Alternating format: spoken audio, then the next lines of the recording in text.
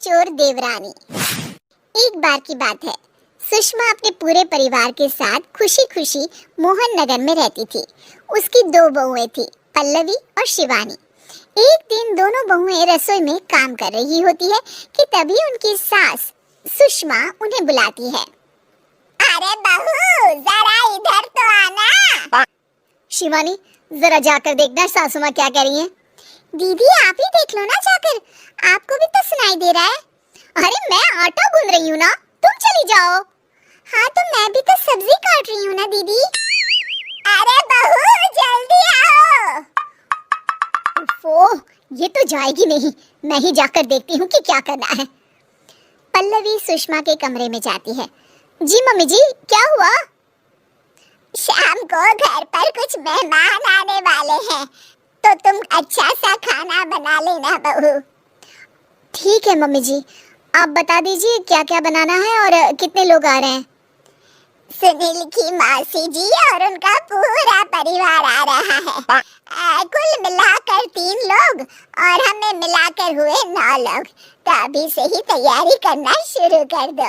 और हाँ, घर की सफाई भी कर देना, हाँ अच्छे से।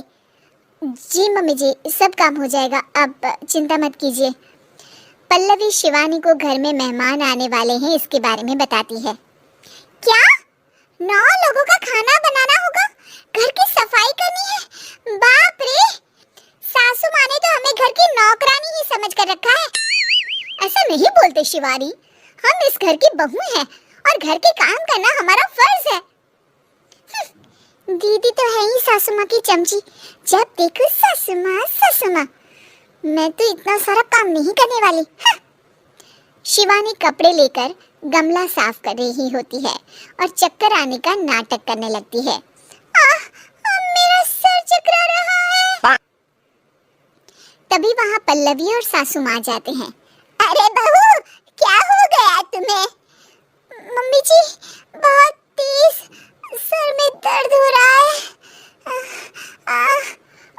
तुम एक काम करो शिवानी, आराम कर लो। नहीं नहीं दीदी, घर में मेहमान आने वाले हैं, मुझे आपकी मदद करनी चाहिए।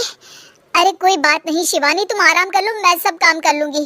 ठीक है दीदी, अगर आप इतना कह रही हैं तो आराम कर लेती हूँ। शिवानी आराम से अपने कमरे में मैगजीन पढ़ रही होती है। इसे कहते हैं आराम की जिंदगी। इतना सारा काम। चलो सारा काम खत्म हो गया, शिवानी को देख आती हूँ। शिवानी अपने कमरे में ईयरफोन में गाने सुनते सुनते सो जाती है और उसके साइड में मैगजीन भी रखी होती है। पल्लवी वहाँ आ जाती है और वो सब देखती है। ओहो, तो मतलब सब काम चोरी का बहाना था। अभी बताती हूँ इसको। घर का सारा काम मुझे करना पड़ा और ये महारानी यहाँ मैगजीन पढ़ रही है, गाने सुन रही है। पल्लवी रसोई से एक प्लेट और चम्मच लेकर आती है और शिवानी को थाली बजाकर उठाने लगती है। शिवानी अचानक से उठती है। उठ गई महारानी, गाने भी सुन लिए, मैगजीन भी पढ़ ली। तुम तो बहुत बड़ी झूठी निकली शिवानी। तुमने सर दर्द का बहाना बनाया ताकि काम करने से बच सको। हाँ बनाया बहाना, तो क्या करती, इतने सारे काम करती। मुझे कोई शौक नहीं है चापलूसी का। क्या चापलूसी? तुम्हें लगता है कि मैं सारे काम चापलूसी के लिए कर रही हूँ? नहीं तो क्या।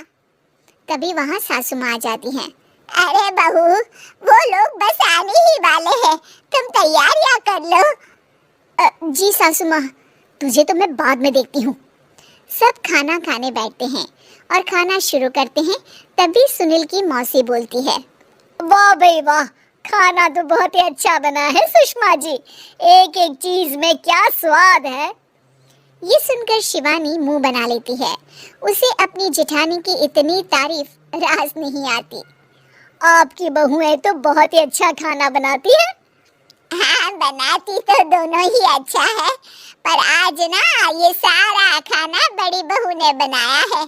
छोटी बहू की तबीयत ठीक नहीं थी, सो इसलिए। मानना पड़ेगा सुषमा जी, आपकी बड़ी बहू तो बहुत ही गुणवान है। पल्लवी की तारीफ सुनकर शिवानी को जलन होती है। पल्लवी ये सुनकर खुश हो जाती है और शिवानी की तरफ देखकर उसे चिढ़ाती है। कुछ देर बाद मेहमानों के जाने का वक्त हो जाता है। मौसी जी सबके लिए उपहार लाई होती है। वो सबको शगुन के पैसे देती हैं और अंत में पल्लवी के पास आती है। तुम्हारे लिए शगुन का लिफाफा तो है ही, पर बहू तुम्हें एक और उपहार भी मिलेगा इतना अच्छा खाना बनाने के लिए।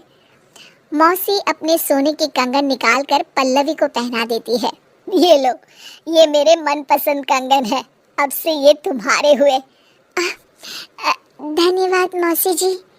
ये देखकर शिवानी तो पूरी तरह से जल जाती है और गुस्से से रसोई में चली जाती है। तभी वहाँ पल्लवी आ जाती है और उसे अपने कंगन दिखाने लगती है। देवरानी जी, अब आपका सर दर्द ठीक तो है ना? मुझे लगता है कि अब सर दर्द शुरू हो गया होगा आपका।